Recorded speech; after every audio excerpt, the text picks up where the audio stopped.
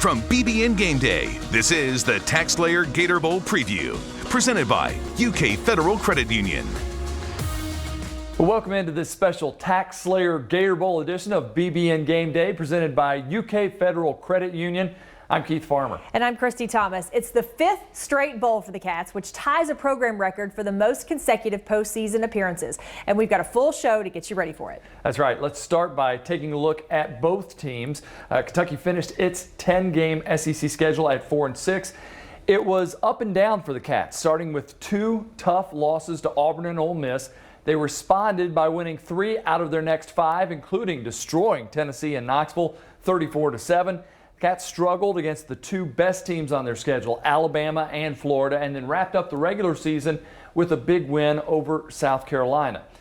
Number 23, NC State. Talk about them a little bit here. Well, they come in at 8-3. They played a mostly ACC schedule. Their biggest win, though, was handing the number 21 Liberty Flames their only loss of the season. That was pretty big. NC State's losses came to Miami, North Carolina, and Virginia Tech. So here's a quick look at how the team's numbers compare. Offensively, NC State has been much better at moving the ball, but not against SEC caliber defenses. Still, they're scoring over 30 a game, but they haven't really been able to slow anyone down either. Kentucky rushes the ball with its best in the country at 187 yards per game, but NC State has a really good defensive tackle in Aleem McNeil, but take care of him. The Cats should be able to run the ball. I don't know about that, Keith. This guy is recently named an AP All-American second team. Yeah, but then you got Darian Kennard over there. That's Indeed, going to, hopefully push him off the ball. I think it's a great matchup. Yeah. I think it could be. And I think the Cats could run the ball. Yeah. They've shown they could do that throughout the year. Let's take a look now at some of the impact players on the offensive side of the ball. For Kentucky, of course, Terry Wilson leads the offense. Coach said he's going to start. He'll be the starter. And Chris Rodriguez has been the thing that makes things go on the ground. He's averaging almost 7 yards a carry and has scored 9 of Kentucky's 17 rushing touchdowns on the year. And we couldn't leave out Josh Ali, who leads the team in receptions by a wide margin. And he accounts for nearly 40% of all receiving yards. The Wolfpack has been explosive with Bailey Hockman at quarterback. And how about the fact that he's the nephew of former Kentucky QB Ryan Hockman, who played here in the early 90s. Lead back is Zonovan Knight. He has some big numbers. And then leading the receivers room is Emeka Emezie. I kind of like saying that. A big body, down the field threat. He averages 16.5 yards a catch. So Kentucky secondary certainly got their work cut out for him. On defense for the Cats, it's the guys that we love, Jamin Davis and Boogie Watson. UK will be without Kelvin Joseph since Boss Man Fat opted out of the rest of the season. So expect to see a lot of Cedric Dort and freshman Carrington Valentine, who the coaching staff seems to be pretty high on. NC State has a really solid linebacker in Peyton Wilson. He leads the team in tackles and interceptions. And Daniel Joseph, the senior defensive lineman from Ontario, has been a force in the backfield with 6.5 sacks. All right, so let's bring in Jeff Pocoro of the UK Sports Network for his takes on things. Hey, Jeff, how's it going? Good, guys. How are you? Doing great. All right, maybe the biggest challenge this year hasn't been on the football field for these Wildcats, but they are certainly they've had trouble with all the COVID and all of that. Yes. Yeah, some people were worried about giving the players a break for Christmas, but it seems like the guys handled their business. They've all come back. They so far have passed those tests. Take a listen to what Coach Stoops had to say.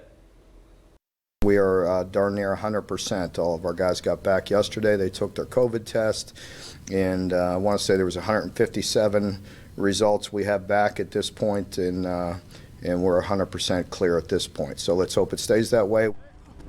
Jeff, the team's been shorthanded the last few weeks of the regular season because of the virus. It's certainly a big deal to have everybody healthy and ready to go for the bowl game, right? No, I think that's a huge, huge difference. I mean, just look back to the Alabama game. You have the whole offense centered around Chris Rodriguez, and 2 days before the game, all of a sudden he can't play because the test came back. So, that was a huge miss. They're healthy now. You just keep your fingers crossed that you can make it the next 3 days and play some football. All right, Jeff, what do you think about this matchup as you look at NC State and you see what Kentucky brings to the table here? What are your thoughts on the matchup? Well, let me start with NC State first. They have I heard you talk about those big receivers. They have 7 guys that average almost 15 yards or more per catch. So they like to go down the field. But the one thing that they do is they can run the ball. They have 2 really nice running backs, too. So Kentucky's defense has got to be up for the fight there. Offensively, I think Kentucky can run the ball on. They only have one guy on the entire defense that goes over 300 pounds. They're really small, especially the linebackers. Their linebackers are kind of the old Urban Meyer kinds. They're a little small, but they really fly around the football. I think Kentucky's bigs, especially the big blue line, can get to that second tier, we call it, the second level, and get some blocks, and there could be some big plays. North Carolina State's offense relies on the big plays, but I think Kentucky's offense can run the football against them, and that'll open things up down the field. It's going to be interesting to see how they call the game without their offensive coordinator and quarterbacks coach. Pick, you talked about them liking to throw the ball so much, 10 interceptions on the year. I think this could be fun to see Kentucky's defense going against a team that really likes to throw the ball, and this Kentucky defensive back core being a little bit underrated. Yeah, you're going up against a younger quarterback. I think you're right. I think they've got a chance to make some big plays over there. Look, turnovers are difference makers in game. If Kentucky can win the turnover battle, then they can win this game. All right, Jeff, we look forward to listening to you down in Jacksonville as the Cats get a win. Let's hope so. See you guys. Make it happen. All right, thanks. Coming up next on BBN Game Day, we're taking a deep dive into what was really an eventful season. This year's team dealt with so much on and off the football field. We'll recap it all after the break. From BBN Game Day, this is the TaxSlayer Gator Bowl preview, presented by UK Federal Credit Union. Sponsored by Central Bank, Coca-Cola, Kentucky Farm Bureau Insurance, Kroger, and Skyline Chili.